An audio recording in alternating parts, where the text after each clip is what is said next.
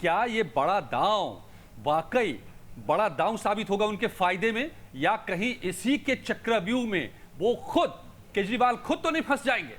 आज live times पर धर्मेंद्र जी के साथ हम यही बात करेंगे। इस समय बात हो रही है धर्मेंद्र जी कि इस्तीफा देने वाले हैं कल, मीटिंग पीएससी की होने वाली है। इससे पहले खुद मनीष सिसोदिया के साथ, राघव चड्ढा के साथ अरविंद केजरीवाल साहब आज सुबह मीटिंग कर चुके हैं। बहुत सारी बातें इसमें हुई है। अब सवाल इस समय यह है कि क्या केजरीवाल साहब, कुछ 4-5 सवाल हैं मेरे पास आपके लिए और मुश्किल सवाल हैं। ये जो दांव चला है उन्होंने इस्तीफे का, इसके जरिए बीजेपी को मात दे देंगे, 2014 के किस्से को दोहराएंगे, फिर से सत्ता में वापसी दिल्ली में कर लेंगे, या ये सीएम बनाने वाले दांव में खुद तो नहीं फंस जाएंगे? किसको बनाएंगे सीएम? देखिए, सीएम में तो अभी 5-6 चेहरे हैं। आपको बता दें कि आतिशी है, गोपाल राय है, कपिल कुमार है, सौरभ भारद्वाज है, कुलदीप कुमार है, राखी बिरला ने, जो आप देख रहे हैं। लेकिन बड़ा इसमें दाव क्या है कि इसमें किसको बनाएंगे, क्योंकि आप देख रहे हैं। नहीं, मेरा सवाल इस एंगल से है, आप जवाब दीजिएगा कि किसी को भी बनाएंगे, अगर सीएम का पद देंगे तो पार्टी में झगड़ा नहीं शुरू हो जाएगा कि भाई इनको दे दिया, इनमें से किसी को भी चुन लेंगे तो दूसरे सारे नाराज नहीं होंगे? देखिए, 2 चेहरा इससे हट गए हैं, एक तो केजरीवाल और मनीष सिसोदिया। तो इसके बाद बचता कौन है? जो टॉप मोस्ट में एक आतिशी है, गोपाल राय है और सौरभ भारद्वाज है। और आतिशी सबसे ज्यादा पावरफुल है। कैलाश गहलोत साहब का भी नाम आ रहा है, कैलाश गहलोत, राखी बिरला का भी नाम आ रहा है। तो लेकिन एक अरे देखिए, राखी बिरला को बनाएगा नहीं, क्योंकि राखी बिरला को बनाने से होगा क्या कि एक तो मान लीजिए दलित कार्ड अभी खेलना चाहते हैं तो खेल सकते हैं, लेकिन इसको बनाने से दिक्कत क्या है कि जो टॉप मोस्ट लीडर है ना, वो नाराज हो जाएंगे, तो फिर मुश्किल हो जाएगी उनके लिए।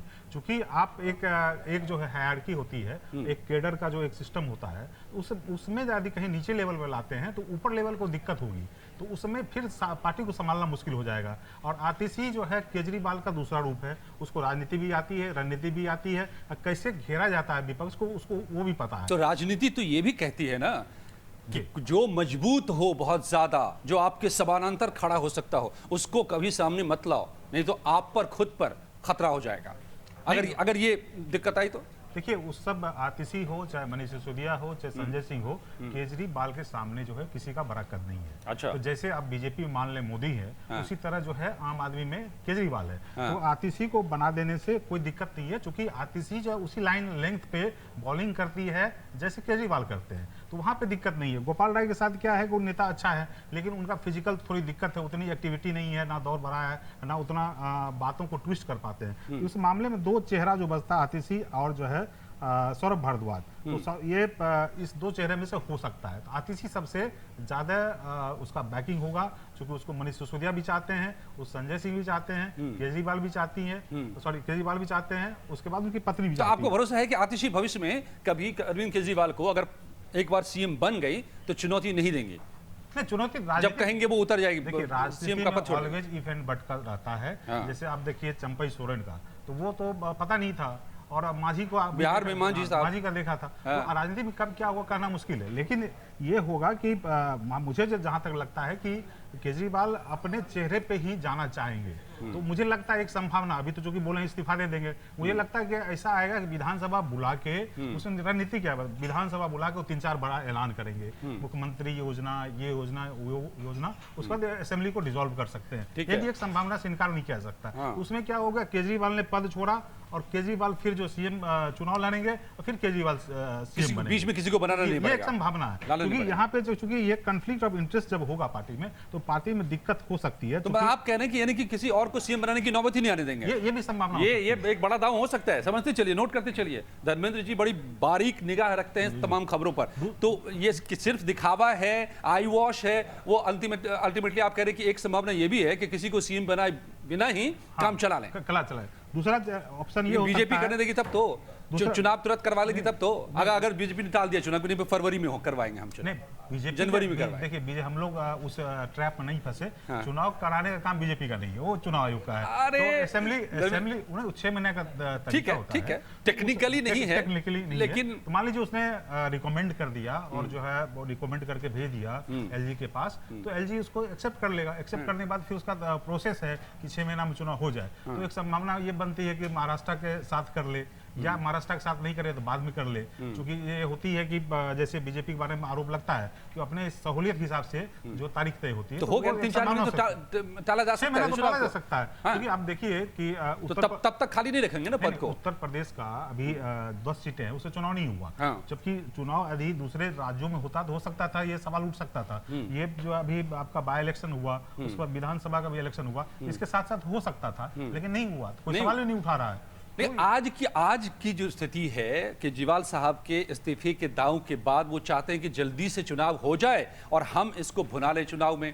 केजरीवाल साहब के पॉइंट ऑफ व्यू से तो क्यों चाहेगी बीजेपी नहीं, मतलब दो चीज समझ लीजिए। केजरीवाल का खेल क्या, केजरीवाल ने क्यों इस्तीफा दिया? केजरीवाल पे लगातार इस्तीफे की मांग करती रही बीजेपी, लेकिन इस्तीफा नहीं दिया, वो जेल से निकलने के बाद दिए। इसका मतलब है सुप्रीम कोर्ट ने तो जेल से दिया तो कर दिया, लेकिन उनको फांस दिया कि आप जो हाथ बांध दिए, हाथ बांध दिए ना, सीएम आप हैं तो लेकिन है नहीं, सचिवालय नहीं जा सकते हो, तो आप सीएम हैं, आपके पास कुछ पावर नहीं है। तो फिर एक ही वजह ये है कि इसकी वजह से उन्होंने इस्तीफा दिया। दूसरी वजह है उनको डर है कि कल जो है ये राहुल गांधी बहुत पावरफुल हो रहे हैं, ये कल दलित और मुस्लिम का वोट खा सकते हैं। तो एक बहुत बड़ा ड्रामा जो है इस हिसाब से दिया जा रहा है कि वो कांग्रेस उसका वोट नहीं खाए। तीसरी बात है सहानुभूति वोट, सहानुभूति दिखाने। देखिए मैं जो है बहुत ईमानदार हूं, कल बोला भी, आज मैं कह रहा हूं कि अगर मैं मेहमान हूं तो मुझे वोट मत देना, आपका हर वोट मेरी ईमानदारी का सर्टिफिकेट बनेगा। हमने खुद को दांव पर लगा दिया कि अब दिल्ली की जनता तय करे कि हम ईमानदारी के बेईमान हैं, तो तब तक मैं नहीं बैठूंगा। बीजेपी का खेल नहीं है, खेल जो कांग्रेस का भी है। राहुल गांधी का कद बढ़ा है, तो एक तरह से विपक्ष सबसे पावरफुल लीडर हो गया है, विपक्षी पार्टियों में सबसे बड़ी पावरफुल पार्टियां हो गई है। तो उस हिसाब से उसको केवल इसका डर नहीं, उसको ये भी डर है कि मेरा वोट जो है खा जाएगा कांग्रेस वापस कहीं कांग्रेस की तरफ। क्योंकि बीजेपी देखिए लगातार जब चुनाव हुए हैं तो बीजेपी का वोट उस हिसाब से नुकसान नहीं हुआ जितना कांग्रेस का हुआ। कांग्रेस के नुकसान से जो आम आदमी को फायदा हुआ, तो बीजेपी अपना मोर एंड लेस 36 से 40% के बीच में वोट बचा के चलती है। तो ये कांग्रेस, तो सवाल है कि अपने ही इस चक्रव्यूह में जो उन्होंने रचा है केजरीवाल साहब ने, कहीं वो खुद भी तो नहीं फंस रहे हैं? तो उस क्रम में अगर हम बात कर रहे थे कि कौन सीएम किसको बनाना इन सारी परिस्थितियों के बीच में मुफीद होगा केजरीवाल साहब के लिए, आपने दलित वाला मुद्दा उठाया। दिल्ली की आबादी में सबसे बड़ा तबका उन्हीं का है आज भी, तो फिर राखी को क्यों नहीं? राखी को इसीलिए नहीं, केजरीवाल जो है देश की राजनीति में सबसे पढ़ा लिखा है, IITN किया हुआ है, राजनीति जानता है, रणनीति भी जानता है। मोदी जितना समझते हैं, अमित शाह जितना समझते हैं, बड़े पार्टी का है। केजरीवाल उससे ज्यादा जो है वो राजनीति समझते हैं, ऐसा नहीं कम समझते हैं। अब देखिए कि आप बीच में जो है लोकसभा चुनाव के दौरान एक शिगोफा छोड़ दिया कि मोदी के बाद अमित शाह जो है क्या होंगे, PM होंगे।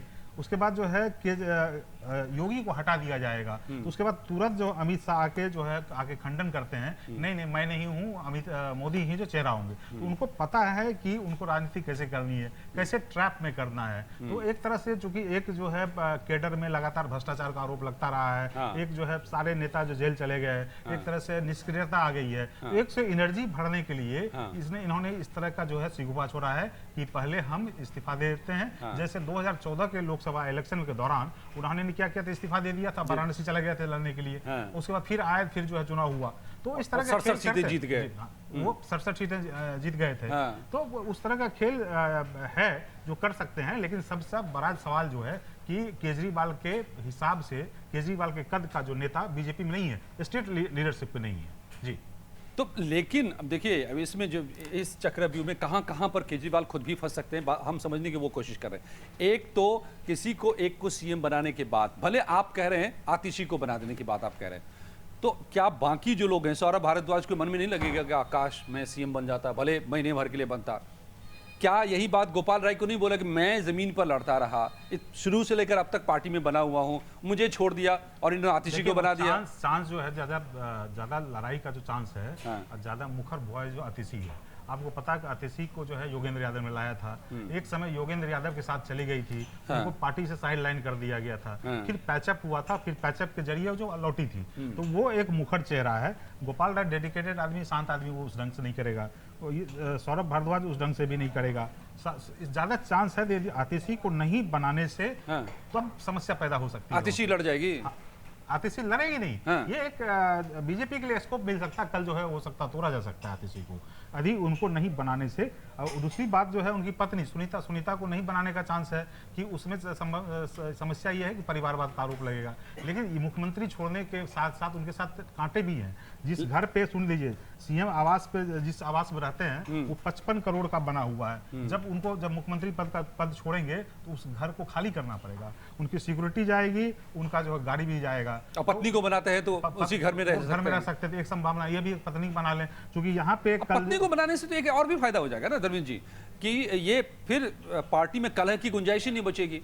अब तक अरविंद केजरीवाल साहब थे, अब उनकी पत्नी बन गई। दूसरी बात केवल यही डर उनको है, परिवारवाद का आरोप लगेगा। तो परिवारवाद का आरोप, चूंकि भ्रष्टाचार के, देखिए केजरीवाल जिस मुद्दे को चुनाव लेकर जीते थे, उसमें सारे मुद्दे पे वो विफल हो गए। जैसे आप लोक जनपाल की बात कर लें तो वो भी उस ढंग से हुआ नहीं। दूसरा भ्रष्टाचार की बात कर लें तो भ्रष्टाचार में भी जो है भ्रष्टाचार सारे पार्टियों पर लग गया। तीसरा बोले थे हम गाड़ी घोड़ा ये सब नहीं लेंगे, तो सारा चीज सब दाग उन पर लग चुके हैं। तो बीजेपी ने लगाया ना दाग, वही तो धोने चले हैं वो उसमें इस दाव के जरिए। वो कह रहे हैं कि भैया हम तो ईमानदार थे, जबरदस्ती हमको आप बदनाम कर रहे हैं। उनको आप नहीं, बीजेपी उनको अभी लगता है कि बीबी को हम बना सकते हैं। तो लगेगा भाई इतना आरोप लग ही रहा तो कर लें, एक और लग जाए, कर लें तो वो भी एक चांस, वो भी चार गिना देंगे बीजेपी में। देखिए फल्ला के बेटा तो है ही, आप क्या बोलेंगे? देखिए एक चीज समझ लीजिए कि जिस समय ये अन्न आंदोलन चला था तो एक ऑलवेज जो है ना, एक राजनीति में आंदोलन का स्कोप होता है। वो आंदोलन में बहुत सारे लोग केजरीवाल के साथ जुड़े थे, अन्ना आंदोलन के साथ साथ जो बहुत लीडर जुटे थे। लेकिन धीरे धीरे जो एक्सपोज होते चले गए केजरीवाल, तो जितने ये फ्री थिंकर जो थे कहाँ एक्सपोज हो गए? नहीं, कहाँ एक्सपोज हो गए? ये तो सब आरोप है बीजेपी के, आज तक कुछ सिद्ध तो हुआ नहीं। सिद्ध तो कोर्ट में होगा। हाँ वही ना, तो अब तक तो आप नहीं कह सकते कि वो एक्सपोज हो गए। हम नहीं बोल रहे हैं उसमें, लेकिन ये तो आप तो देखिए कि एक्साइज पॉलिसी में आप जो है नियम बदल दिए, आप पे आरोप लगा तो आपने एक्साइज नीति बदल दिया। तो आप बताइए जब वहाँ पे नियम ऑलरेडी एक्साइज पॉलिसी का चल रहा था तो आपको बदलने की क्यों जरूरत थी? 12% क्यों देने की बात? सरकार है वो, सरकार को लगा हमें पॉलिसी में बदलाव लाना है, उनका हक है। उनका मैं असहमत नहीं हूँ, लेकिन सहमत इस बात से तो हुई है ना कि आप पे जब आरोप लग गया तो आप पॉलिसी ही बदल दिया, पॉलिसी की स्क्रैप कर दिया आपने। इसका मतलब कहीं ना कहीं शक तो था ना। नहीं तो आपने आरोप झूठे लगा दिए तो हम पॉलिसी ना बदले, मतलब ये थोड़ा बात हो गई। आप अपना दांव खेल रहे हैं, हम अपना दांव खेल रहे हैं, मतलब मैं और आप नहीं, आम आदमी पार्टी और बीजेपी। तो कोर्ट में तय होना, लेकिन इस मामले में तो आप जान रहे हैं कि ये कोर्ट में जो मामला है उसमें जेल जा चुके हैं। अभी कोर्ट बहुत मान लीजिए सॉफ्ट कॉर्नर था, ईमानदार था। उनको एक बार ध्यान रखिए, उनको जो है अभी बरी नहीं हुए, उनको सशर्त जमानत दी गई है, अंतरिम जमानत मिली है। यदि इतने ही चीज थे तो 5-6 क्लॉज क्यों लगा दिया केजरीवाल पे? भाई आप कोर्ट भी नहीं, आप जो है ऑफिस नहीं जाओगे, क्योंकि कहा ये नहीं करोगे, सिर्फ इसलिए कि आप कहीं तथ्यों से छेड़छाड़ न कर दें बतौर सीएम, आप कहीं गवाहों को न प्रभावित कर दें, इसलिए ये शर्तें लगाई है। इसलिए नहीं कि उन पर शक है कि आप कसूरवार है ही नहीं रहा हूँ। देखिए जब तक अभी आदमी कोई जब तक दोषी नहीं होता है तब तक अभी कुछ नहीं कह सकता। कोर्ट में मामला है और कोर्ट में वो सीबीआई और ईडी अपना सबूत लापाती या नहीं लापाती उस पर डिपेंड करता है। लेकिन एक तो कंसेप्ट तो बन ही गया है ना, परसेप्शन बनना पड़े, या वो ईमानदार हैं या जो है भ्रष्ट हैं, इसको तो कोर्ट से तय करना पड़ेगा। लेकिन कॉन्फिडेंस अभी क्वेश्चन मार्क लगा हुआ है। क्वेश्चन मार्क लगा हुआ, तो उसी क्वेश्चन मार्क को के लिए ब्रह्मास्त्र इन्होंने छोड़ दिया है कि उन्हीं जनता के बीच में जिनके वोटों से जीत कर आए हुए हैं, उन्हीं को अब कह रहे हैं कि आप बता दीजिए हमें वोटों के जरिए इस चुनाव में कि हम तब तक हम नहीं बैठेंगे इस कुर्सी पर। नहीं, वो बात तो सही है, क्योंकि उसे देखिए वो सहानुभूति पॉइंट ऑफ व्यू से खेल खेला है। दूसरा आप देखिए कि ऐसा सीएम जो आज तक देश में बहुत सारे सीएम हुए, बहुत भ्रष्टाचार का आरोप लगा। केजरीवाल ये लालू यादव से कितने सीएम और जो है मंत्री ने इस्तीफा दिया, लेकिन केजरीवाल पहला सीएम था जो इस्तीफा नहीं दिया। और ये कहते हुए कि चूंकि संविधान में कोर्ट में कहीं पे ऐसा प्रोविजन नहीं है, आपको जेल में रह के भी सत्ता चला सकते हैं। इन्होंने कह दिया बाकी सीएम को भी कि अगर किसी पर लगता है ऐसे आरोप लगते हैं और जेल जाते हैं तो मत छोड़िएगा बात। नहीं तो वही तो आपको तो आप ऐसा बात बता रहे हैं, आप 3 दिन बाद क्यों इस्तीफा दिए? 1 महीने बाद इस्तीफा देते, कहीं ना कहीं आपको तो गिल्टी फीलिंग हो रही थी ना। अदर वे आपको तो हम आपके डर से थोड़ा ना इस्तीफा देते थे। हमको जब मन करेगा हम देंगे, जनता की चुने हुए। 2 दिन में आप जो इस्तीफा दे दिया, अब 10 दिन में दे सकते थे, 15 दिन दे सकते थे। कहीं ना कहीं एक तो कहीं ना कहीं देखिए चुनाव, देखिए दो आप स्पेकुलेशन की बात करें तो एक तो चुनाव की बात है, दूसरा कहीं ना कहीं लगा कि हम यहाँ पे कुछ काम नहीं कर पाएंगे और जो है हम ऐसे सीएम होंगे बाद में हमको घेरा जाएगा कि अब ऐसे सीएम है कि आप जो ना तो आप सचिवालय जा सकते हैं, ना कोई फाइल पे साइन कर सकते हैं। चलिए ठीक है। तो अब इस पर हम बात करते हैं कि ये जो नाम है 4-5 आ रहे हैं, इस चक्रव्यूह में वो फंसेंगे कि नहीं फंसेंगे, किसी एक को बना के दूसरे मुझे जो लगता है कि उसमें मेरे अपना स्पेकुलेशन है, हो सकता है विधानसभा वो भंग कर दे। दूसरा सबसे अधिक होता है तो टॉप मोस्ट बनाने की संभावना है, क्योंकि टॉप मोस्ट में बनाने से ज्यादा खतरा नहीं है। नीचे लेवल पे बनाने पे ऊपर लेवल वाले नाराज हो जाएंगे। तो ऊपर लेवल अभी तुरंत तो पता नहीं चलेगा, लेकिन इसका इम्पैक्ट 4-5 गुना में पता चल सकता है कि अभी इस तरह के गेम में होता है कि जैसे मान लीजिए आप चंपई सोरेन का या जो है मांझी का, तुरंत तो पता नहीं चला आपको। जब खेल खत्म हुआ तो लास्ट में जाकर पता चला कि आपका टूट गया। तो इस तरह का यदि स्टेप लेते हैं तो संभावना है कि आने वाले समय में पार्टी में डेंट लग सकता है। अगर आतिशी को छोड़ के किसी को बनाते हैं, आपका क्या है? आतिशी या सौरभ भारद्वाज या गोपाल राय को छोड़ के बनाते हैं, क्योंकि मुझे लगता है आतिशी सबसे बेस्ट है, क्योंकि सबकी चहेती है, चाहे वो संजय सिंह। अभी देखिए संजय सिंह सीनियर मोस्ट अगर अभी देखें कोई इन सब नामों में से, तो वो तो गोपाल राय हैं। देखिए पार्टी में कितना क्वोशेंट जो है, ट्रस्ट का क्वोशेंट क्या है। अभी मनीष सिसोदिया जब मंत्री पद से इस्तीफा दिया था, तो वो घर किसके नाम से है? वो घर जो है आतिशी के नाम से है, और उस घर में जो मनीष सिसोदिया अभी भी रहती है अभी। तो ये एक ट्रस्ट होता है पार्टी में। मनीष सिसोदिया निकलने के बाद जो है जाके सुनीता भाभी को पैर छूती है, उसके बाद जो है संजय सिंह में निकलते हैं तो जाके पैर छूते हैं। एक लेकिन आप मानते हैं धर्मेंद्र जी, राजनीति में ये ट्रस्ट जो है वो स्थायी होता है? कुछ भी स्थायी होता है? सब कुछ अस्थायी है, स्थायी भी नहीं, अस्थायी है।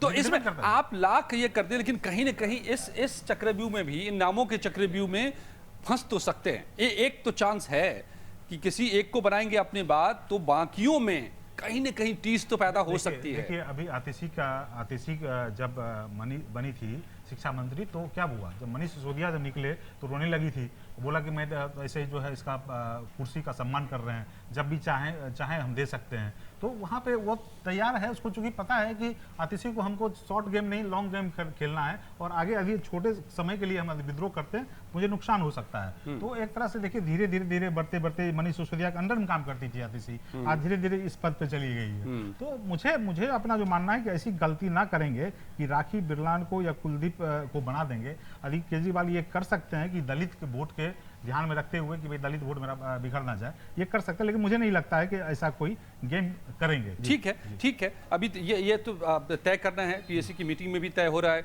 ये सब बातें मिल चुके हैं, वो सब तय करेंगे। एक आखिरी सवाल जल्दी से खत्म करना है हमें। चाणक्य बड़े बैठे हैं बीजेपी के भीतर, खुद मोदी साहब हैं,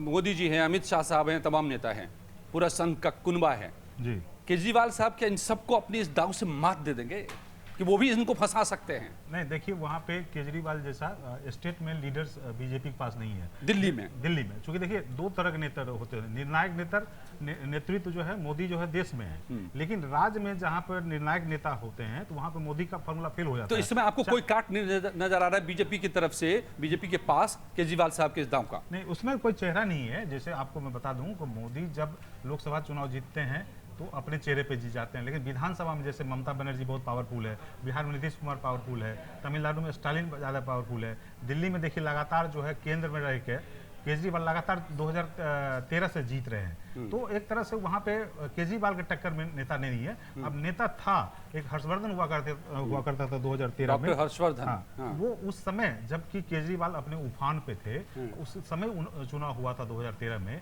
12-13 में, तो वहाँ पे हर्षवर्धन के नेतृत्व में बीजेपी नंबर 1 पार्टी थी और केजरीवाल की पार्टी जो नंबर 2 पे थी। लेकिन धीरे उस ढंग से कभी भी बीजेपी ने उस ढंग का नेता नहीं दिया। तो इसमें यदि बीजेपी अपनी रणनीति नहीं बदलती है तो इसमें नुकसान हो सकता है बीजेपी का नुकसान हो सकता है। तो ये है, ये जो सियासी दांव है और ये जो चक्रव्यूह है केजरीवाल साहब का, वाकई वो उसमें फंसेंगे कि नहीं फंसेंगे, इसके भीतर की इतनी सारी बातें जो आप सुन रहे थे, वाकई क्या होगा? ये दांव फिर से एक बार केजरीवाल साहब को सत्ता में वापसी कराएगा, या इस दांव में कहीं वो खुद फंस जाएंगे, सीएम बनाने के चक्कर में पार्टी में तोड़फोड़ हो जाएगी, टूट-फूट हो सकती है? ये तमाम वो सवाल हैं जो आपको अगले कुछ दिनों में देखने को मिलेंगे, और हम बारीक निगाह बनाए रखेंगे इस पूरी राजनीति पर धर्मेंद्र जी के साथ में। आप निगाह बनाए रखिए हमारे ऊपर। बहुत बहुत धन्यवाद दोस्तों हमारे साथ जुड़ने के लिए।